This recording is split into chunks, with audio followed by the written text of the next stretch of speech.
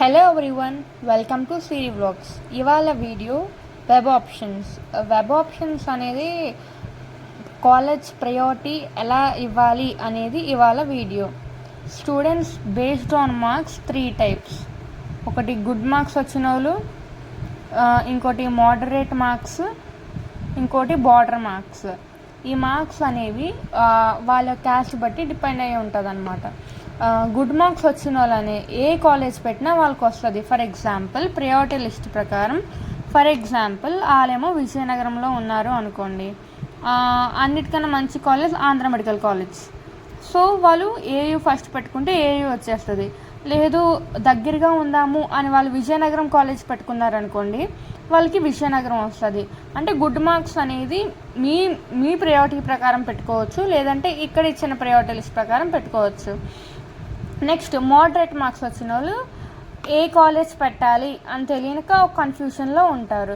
అంటే for example వాళ్ళకి వచ్చిన మార్క్స్ ఏయూ రాకపోవచ్చు, గుంటూరు రాకపోవచ్చు, లేదా కర్నూలు, ఈ 3 రావు అనుకోండి. ఈ 3 రావు అనుకొని వాళ్ళు ఫస్ట్ రంగరాయ పెట్టుకున్నారనుకోండి, ఆ కౌన్సిలింగ్ ఫస్ట్ రౌండ్లో రంగరాయ వచ్చింది, ఓకే. దాని సెకండ్ రౌండ్లో ఫర్ ఎగ్జాంపుల్ ఆంధ్ర మెడికల్ కాలేజీలో ఒక సీట్ అనేది వేకెంట్గా ఉంది. వాళ్ళు ఫస్ట్ ప్రయారిటీ అనేది రంగరాయ పెట్టుకోవడం వల్ల సెకండ్ రౌండ్లో మరి అప్గ్రేడ్ అవ్వదన్నమాట. అంటే వాళ్ళు ఫస్ట్ రౌండ్లో వచ్చిన కాలేజ్ గ్యారంటీగా ఉండిపోవాలి. సో ఎవరికి ఏ మార్క్స్ వచ్చినా ఈ ప్రయారిటీ లిస్ట్ ఫాలో అవ్వడం అనేది మంచిది అనమాట.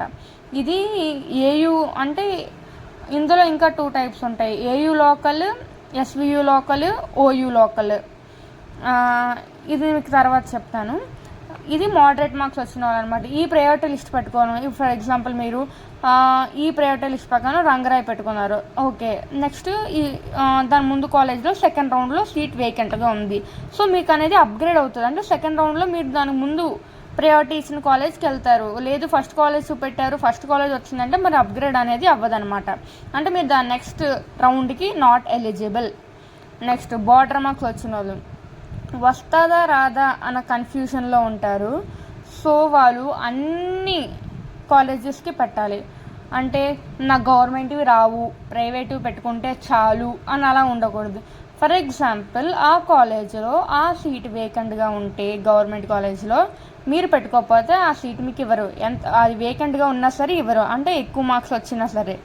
సో వాళ్ళనేది ఫస్ట్ ప్రయారిటీ ప్రకారం గవర్నమెంట్ పెట్టి నెక్స్ట్ ప్రైవేట్ పెట్టాలన్నమాట.